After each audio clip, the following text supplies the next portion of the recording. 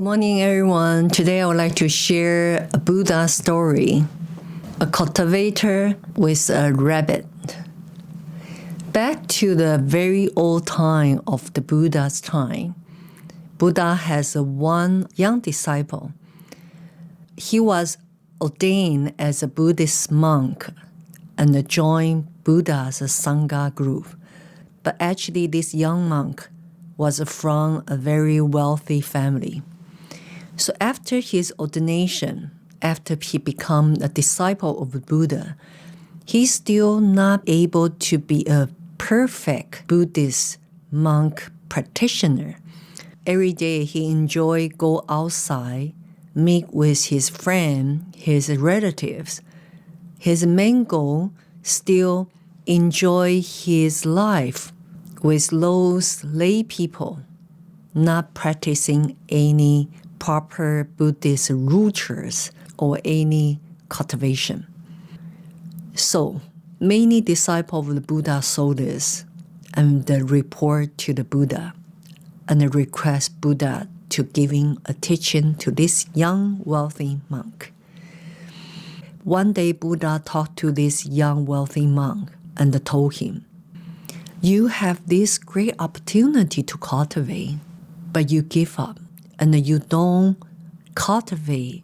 And Buddha decided to share a story to all the disciples and this wealthy monk. There's an old time.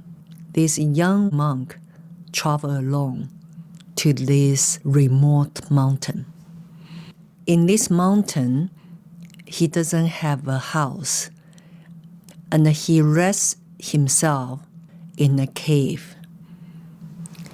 And surrounding this cave actually is full with gorgeous trees, fruit tree, flowers, and still accessible to get his daily need, his food.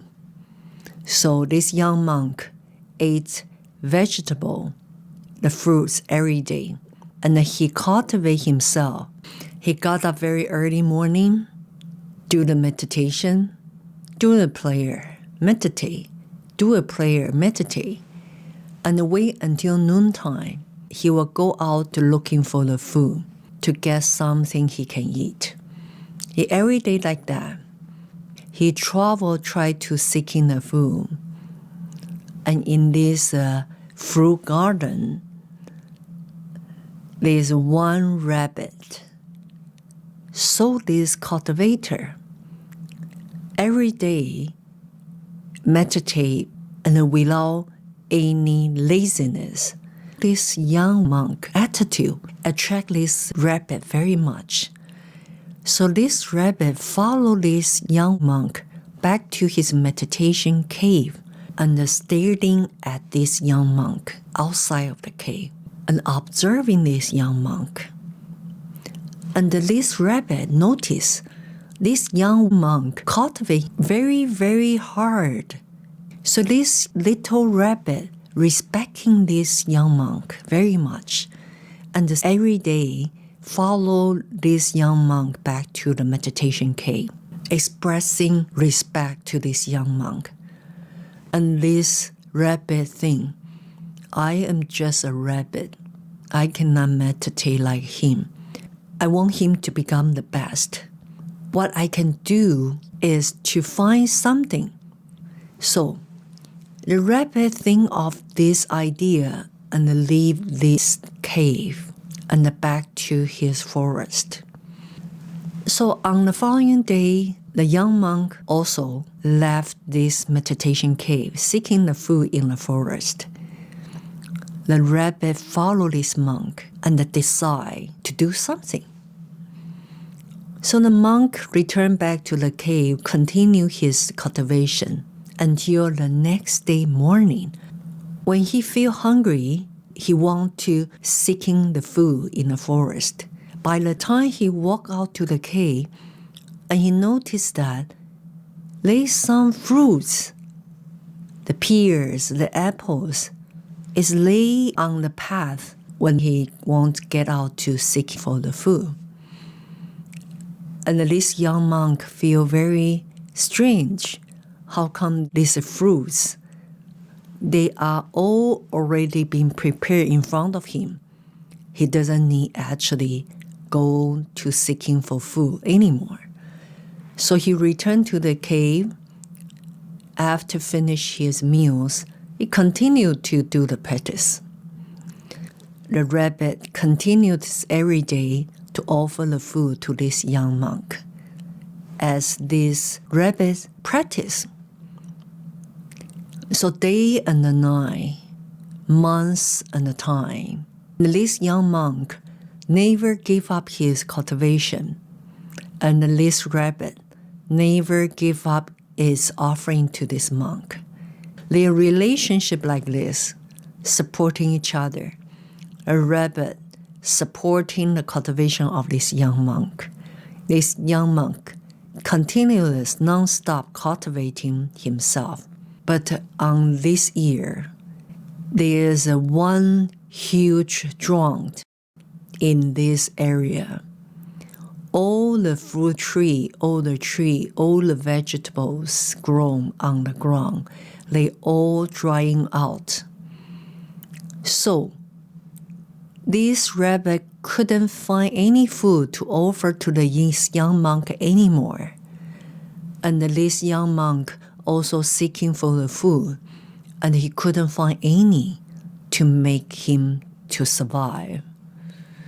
So this young monk about to decide just meditate and to spend his life like that until the last day he can survive. So he meditate day and night and even not sleep at all. And this rabbit saw in the monk, there is no food can offer him anymore. The rabbit is very sad and trying very hard and walking to very, very far and try to see whether he can get some food, some vegetable for this young monk or not. But the rabbit tried one day, second day, 3 days, 4 days, 5 days, 6 days, 7 days, almost 2 weeks. Still no food can offer to this young monk. And the rabbit think, if I continue every day to waste my energy seeking the food, I cannot offer to this young monk. He will die eventually. And this little rabbit talked to himself to see what he can do for this monk. So this rabbit decided to collect the fine branches little by little and build a small fire pit in front of the cave. The rabbit looked at the sky and palm both hands together. And rabbit say, I want to support the monk to fulfill the highest level of cultivation. I am offering my body to him. I fulfill my Bodhisattva path of cultivation, arousing bodhicitta. Once say that, the fire immediately light up and burn this fire pit. The rabbit jumped into the fire. And this young monk was in meditation state of mind.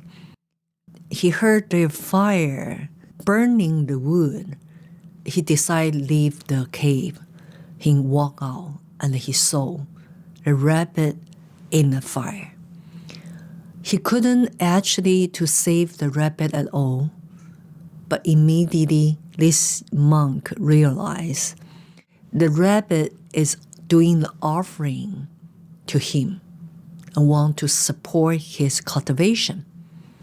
And when the time the monk saw the rabbit, the goddess in the sky witnessed what happening. All of them cried and they were touched. And they gave the blessing to entire region of the forest alive again. The tree alive, the vegetable all take root again, completely like nothing happened. because the bodhicitta of the rabbit realived entire forest. And then the monk continued to meditate and enter to samadhi and attain the final enlightenment. Once the Buddha told this story to his disciple, and the Buddha concluded, this young cultivator, this young monk, cultivate in the remote cave in the forest by himself, was the previous life of this young, wealthy monk. And the rabbit was my previous life of me, Sikamuni Buddha. I was supporting his cultivation in the previous life. And the end, he attained enlightenment. So this turn of life, he followed me to become a Buddhist monk. He also will attain the final enlightenment. Once Buddha said that, all of the disciples of the Buddha feel very encouraged and have a great blessing. The relationship between the Buddha and his disciple is not only in this turn of life, have a previous turn of life experience and intention as well. As long as we all keep a good motivation, practice Buddha Dhamma, arousing the bodhicitta. Even Buddha, previous life, was a little rabbit. With the rabbit arousing bodhicitta to supporting the cultivation of a young monk, Buddha become today enlightened as a Buddha. So, as we are the cultivator, we should always respecting all the being. Not only respecting human, we need to respecting all the lower realms of being, including the animal realm. Buddha's past life, not only in one term of animal, in many terms. He was monkey, was deer, was many animal form of body to deliver the Dharma teaching to animal realm and sometimes to even the human realm. I hope you enjoy story of Buddha I shared today and hope next time you'll join me again. Thank you.